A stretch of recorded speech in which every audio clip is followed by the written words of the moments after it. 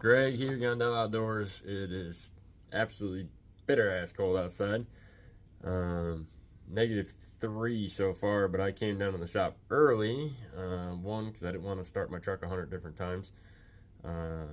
So I left a little early, got down here, tried to get some stuff straightened out after the weekend. And over the weekend, you saw I posted a picture of some clearance finds that I found at the craft store.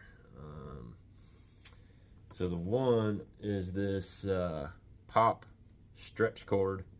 It was like $1, and there's 6 colors on there. And I've already tied one fly with this, and it came out really good. So figured I was gonna try something different and actually show a video. So obviously we own a fly shop. We want to sell materials.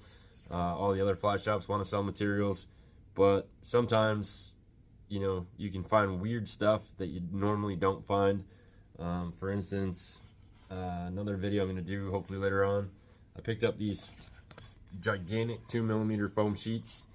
They're 8x11s or 9x12s. You do like a hairline or falling or anybody, you're paying like $4 or $5 for those, and they're only squares this big. These were 89 cents.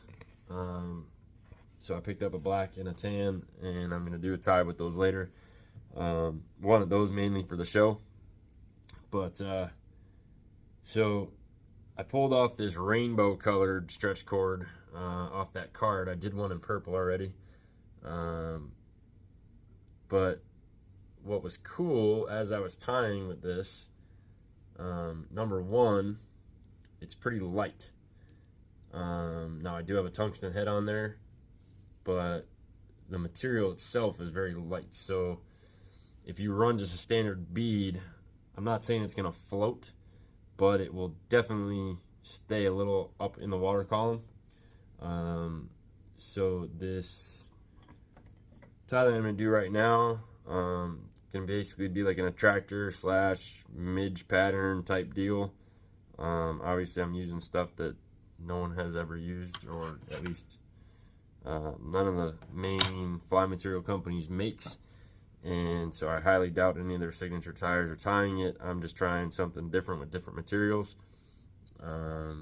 So basically an attractor type nymph.